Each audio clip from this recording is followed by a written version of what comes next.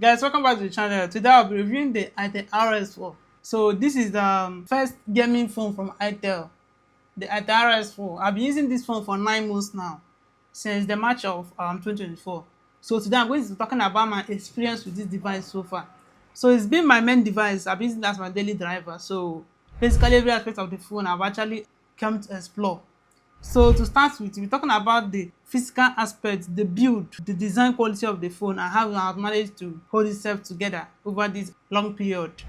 Before I proceed with that, I want to remind you guys why I've actually started reviewing products. The reason why I'm doing this is because I got fed up of our tech reviewers in Nigeria and Africa at large always doing adverts for Oraimo, Itel, and the rest of them in the name of reviews. So I decided to actually start a channel and do reviews like they should actually be, to criticize products wherever they fail and to praise them wherever they actually get a pass mark. So to start off with, I need to review this pack. To actually start off with this review. Okay, so you can actually see the design of the phone. I'm not somebody to care about phone's design or anything. When I actually bought this one, I asked for the black color, but the silver actually arrived. So to start off with, let's talk about the price. So I got this phone through Jumia for 159,000. That was exactly $100 then. The phone actually have impressed me with the performance I'm getting out of it. First, I'm going to talk about what I actually like most about this device. I'm just a poor user. I'm all about efficiency, but this one actually made me start to care about phone designs. As you can see, the phone is actually really beautiful. I actually ordered for the black one, but then the silver version of the device arrived, and I actually love the design, which is why I've been using this pack just to avoid scratching this face. This phone has two speakers, that's stereo speakers, one up and one down, and the speakers are actually louder than the average phone on the market. And it has the SIM port over here, volume buttons, fingerprint sensor. As you can see, it also has a dedicated headphone jack. You can see the 3.5 mm jack for the headphones, and as well the Type-C charging ports. Unfortunately, behind here you only have one camera. This is just design. This is just for design, fancy. This is the flash, and this is the only camera, 50 megapixel camera that is capable of recording at 1080p and at 30 frame rates per second. That's what the camera can actually do for you. The camera quality is not that bad, but to get the camera, we'll get to the camera part when it's time to talk about the camera. So as talking about the physical aspects of the device, as you can see, they have not been using any screen guard. I've not been using any screen guard on this screen. It's actually very strong. As already fell on the ground multiple times, but one time I actually fell from a very high ground, and that's when it got these cracks on the screen. Overall, it's been doing really well. Even fell down twice today already. I'm not a very careful user, so it's been falling. This bezel, it might look metallic, but it's actually plastic. Everything about the phone is plastic. Back plastic, side plastic, front of course is glass. I've been using this phone as my daily driver, as my main device since I actually got it, and it's been serving me really well. So another thing I'd like to talk about is the fingerprint sensor. I actually like how fast it responds. You can see for yourself. Very fast. So that's another thing I like about this device. But then there is a big problem actually. No water resistance on it, no dust resistance. If you're using the phone, you have to be careful not to let the speakers, the ports or anything get dusty or fall into the water, because there is no protection for you at all. There's no protection. So as you can see, there are barely any scratches on the device thanks to this patch that I've used anyway. So you can't say it is very strong, because I've not actually allowed it to test the elements to actually know whether I can actually withstand them or not. So the next thing I want to talk about is the display. So this device uses an IPS LCD screen, which is what you expect on a low-end device like this one. The quality is just 720 x 16 pixels, but in use it's actually barely noticeable. Like the picture quality, comparing it with other devices like regular phones you have or not high-end devices, the picture quality is not that bad. And another thing, as a gaming phone, it's also capable of going up to 120 Hz. That's what the specs say, but the maximum I've actually been able to get out of this phone is 98 frame rates per second. That's when I was playing when I play games, I actually check for the frame rate. I'm actually able to get out of this, and the maximum I've actually been able to get out of the device is has been 98 Hz, but is rated to go up to 120 Hz. Also, since I've been using the device, I've had no screen issues. You can see the screen is perfectly fine, and the scroll is actually smooth. For extra smoothness, you can simply set the refresh rate. You can see I set it to 90 Hz, easily set it to 120 Hz, and you are going to notice the difference with the smoothness of the scrolling. Also, it's actually very responsive to touch. The last Itel phone I used, that is Itel A32F, that's what the name of the device, has touch issues. Like any issue you can think about, that phone actually has it. But this one is actually not giving me. I'm actually very, very surprised with the performance I'm getting out of this device. But we'll talk about performance later. This is just about the screen.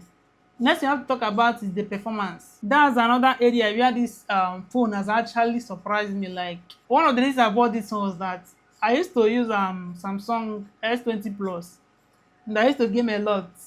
So I bought this partly because I wanted a phone that would not be good in gaming. So I actually play less games. But then actually turned out to be better, much better than I actually expected. I've been using this phone to play games, even games like PUBG Mobile, just that you have to set it to low graphics and high frame rates.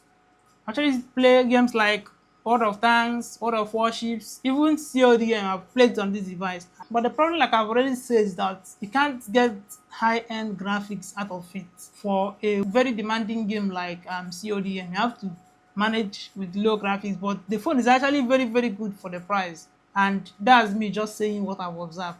And for some games, even like World of Warships Legends, I'm able to play with the highest graphics setting available, and the phone doesn't even lag anything. Actually has lagged multiple times, maybe 5 times, but none of these times have been while I was playing a game or while I'm playing a game. It's always been while I'm just scrolling on social media or something, like the phone just lags. But when I'm gaming, the phone actually has a game mode to optimize performance and make sure that you don't get those lags. The game mode also has an issue, I must say, because it does not recognize every game as a game. Even if I go to the settings and set it that this app is actually a game, I can still open that app, and when I'm playing the game, it doesn't recognize it as a game. So it doesn't turn on that performance mode. So in that situation, it is actually easier for you to have issues, maybe lower frame rates or frame drops while you're playing your game. So let's talk about the CPU and RAM. So the processor on this device is the Helio G99 Ultimate, which can go up to 2.2 GHz. That's the highest clock speed you can get out of it, is 2.2 GHz. The RAM on this device, I actually bought the 12256 configuration. So this is 12 GB RAM, but the RAM is actually underperforming. I don't know, I can't find exactly, both on tech websites and Itel's own website, I can't find out which RAM is on this device. That is the DDR3 or the DDR4 or the DDR5. I don't know what's on this device. But one thing I know is that the RAM is actually very underperforming. It's not giving the vibe. So when I actually minimize, if I'm gaming now and I minimize the app, few seconds later, maybe 10 seconds, if I come back to that app, I have to restart to actually be able to continue playing that game. The RAM is not actually doing this work of running apps in the background, which is actually what it's supposed to do. That's part of the work of the RAM. Another place where this device is actually doing well in performance is heat management. Even though I game, I scroll social media, Facebook, TikTok, Twitter, or X, I don't get this overheating issue that you usually get when you are using low-end devices. My Samsung phone actually heats up more than this device. This one actually manages the heat much more than the Samsung was able to, but of course you can't compare performance between these two devices. The S20 Plus was much better, but this one is doing perfectly well on heat management. Never have I like had to maybe put water on it to make it cool down or anything, because it actually manages that heat properly. And one of the reasons why it actually does this, especially when I plug it in and I'm playing or pressing the phone, is that the device has bypass charging, which means if it's plugged in, it does not use the power coming from the battery for whatever you are doing on the phone. It takes power directly from the charger while also charging the battery, which means less heat overall. You get to experience less heating on the device you are using. So another thing to talk about now is the battery and charging. The phone has 5,000 mAh battery and a 45 watts charger. It came with a 45 watt charger and it also charges at 45 watts maximum. So when you are charging, actually allows you to choose how fast you want to go. You can use low temp charging, smart charge, or hyper charge. It goes up to 45 watts. Hyper charge is 45 watt charging. Smart charging will now let the AI in the phone determine which charging speed to use to actually be able to maintain the depending on how hot the phone is and how low your battery is. And the low temp charging charges the phone at 10 watts, making sure that it's actually cool when it's charging. The 45 watt charging, even though it charges the phone really fast, it seems to be degrading the battery, that the battery is getting weaker and weaker by the day. So I now switched to slow charging to actually preserve the battery health of the device. So the battery health, is still takes me a good 7 hours to actually drain the battery from 100 to 0 when I'm gaming on the device. And if it's on standby, like if I use it or like a regular user, like pick call, send message, scroll, keep your phone, it can actually take me a day, very easily take me a day without needing to recharge. As for the battery health, the phone does not actually have any inbuilt application to check how percentage of battery remaining like you check on the iPhone. There is no way I can check that. Yeah. So I've actually used third-party apps like CPS and CPU-Z, and they just tell me that the battery health is still at a good rating, but no exact percentage for me to actually look at and know how much I've actually lost when it comes to battery health on this device. The hypercharge 45 watts, you can actually charge out this device in about 40 minutes from 0 to 100% in about 40 minutes, which is much faster than most devices on the market. So if you're someone that really cares about charging speed, not much else, this might be the device for you. Itel and their sister companies owned by Transition, that's Techno, Itel, I think Infinix, is it or Raimo? I know there are four. There are four of them. They are not doing well when it comes to bloatware. That's unneeded applications on phones. When you buy a new phone, you see apps that you don't really need, like a lot of apps, like this Finish app, eSIM Plus. Can't even find a lot because I already have a lot of apps installed, so I can't really find those system apps right now. But then it comes with some apps that you don't actually need on your device. And when it comes to updates, iTech can actually do better and giving users more control on when they want updates and whether they even want the updates at all. Like there might be a new update and I don't want to install it. iTech does not even give me that option. They just download the update and automatically by 2 a.m. The device restarts to install the update. So if I'm just pressing if I can be doing something on the phone and then I get a warning, maybe 5 second warning that this phone is about to update, I have to quickly cancel it. If maybe I'm distracted for just a few seconds, I just turn back to see device installing an update and restarting. And if I was already in the middle of something, my progress on that thing will be lost, like lost entirely. And that's a very bad way to approach device updates. And that thing to complain about when it comes to software is that I don't know if it's because the phone is cheap, but I do get advanced on the phone itself, and they can be very annoying. You can be gaming, online gaming, you're losing to your opponent or you're struggling to win, and the next thing, one big banner ad will come out, cover almost half of your screen, telling you to download OPay or one rubbish app. And you can even mistakenly click on it and it take you out of the app you're already in. And maybe because before you come back, if you're playing game, before you come back, maybe you're already lost, you have been killed or something. So it's actually something very bad for, especially for a gaming device. I should not be seeing ads on my phone. It's not supposed to be. As for the UI, Itel actually has a good UI now. It's actually much better than most Android phones I know. Like the UI on this device. I'm talking about low-end Android phones, not the ones from Oppo and the rest of them. Another thing this device doesn't really do well on is notification management. Being someone that has already used the Samsung, I think it makes it even worse for me. The notification management, the AI that actually handles it is, I don't even know if they even have a notification manager. All I know is that sometimes when some apps send a lot of notifications, the phone will just mute those apps and not let me see their notifications, like put them in silent notifications. But it's actually supposed to be able to sieve what seems important and what is not. That's actually the another thing I enjoyed about the Samsung device I was using before. When notifications come in, it can actually know what is useful and what is not. Random posts, Twitter is sending you random notifications, all of that. It's going to meet those notifications and give you the important ones, like a message from somebody you knows you frequently talk to, maybe an alert that is considered as important from your bank app. All those things, you are going to see them, but you're not going to see the unimportant ones. Except when you go to your history, you can actually see that there are a lot of notifications that came in, but they are all muted. And this Itel device, it doesn't do any of that. Every day I have to, you can see all the notifications here, and that is not even everything. Look at all the notifications I have to scroll through on this device.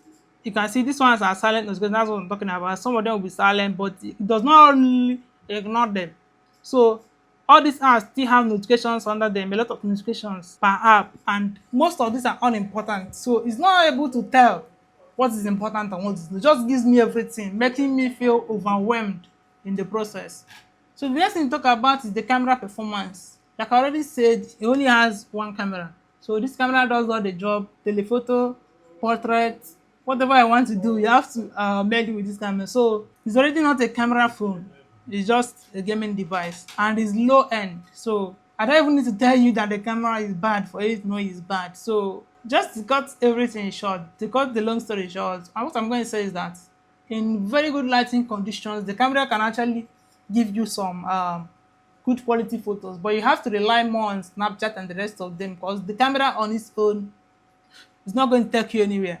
And that's not bad because that's what you generally expect from this device. But then, if they can do more, they can also do more. It's not going to be bad if they can give us better cameras at the same price or similar pricing. So the next thing to talk about is the audio quality. And like I already said, it has two speakers that are actually very loud. So if you play it, if you play a song on this, especially in a big room full of people, you can use this one to play a song and everybody will be able to hear it comfortably.